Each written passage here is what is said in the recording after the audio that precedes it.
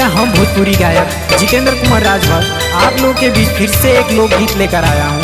आशा ना पूरा विश्वास बाकी आप लोग के जरूर पसंद आई। और ये गीत हमारे रिंकू राजा अनिल कुमार जी के देख रेख में वंदना स्टूडियो से हो रहा है।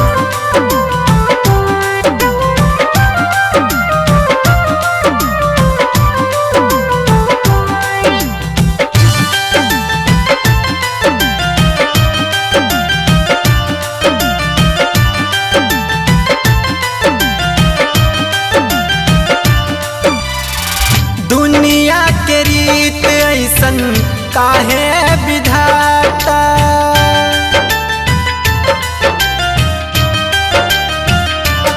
हो दुनिया के रीत ऐसन काहे विधाता,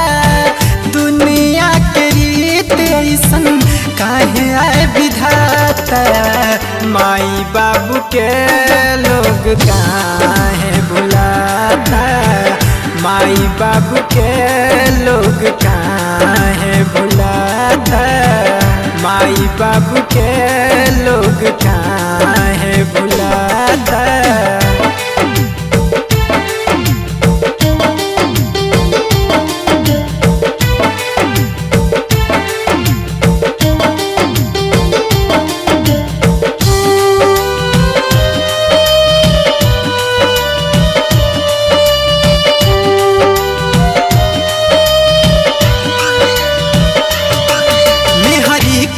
अवते लोगवा काहे हो बदल जाला, ओकर ही सुन सुन के काहे लतियावल जाला,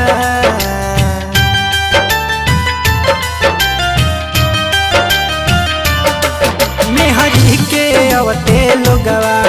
काहे हो बदल जाला, ओकर ही सुन सुन के काहे लतियावल जाला, दिलवा के दौरान सहलो न जाला, दिलवा के दौरान कहलो न जाला, माई बाबू के लोग काहे भुलाता, माई बाबू के लोग काहे भुलाता।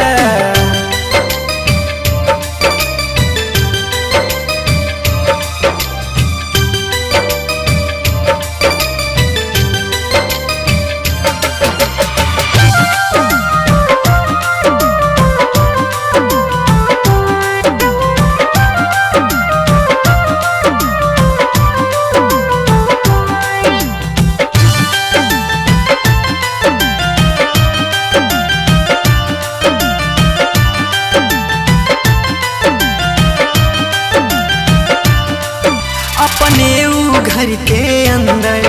माई बाबू के बाहर कहीं छोड़ देला लोगवा खाएला हो ठोकर,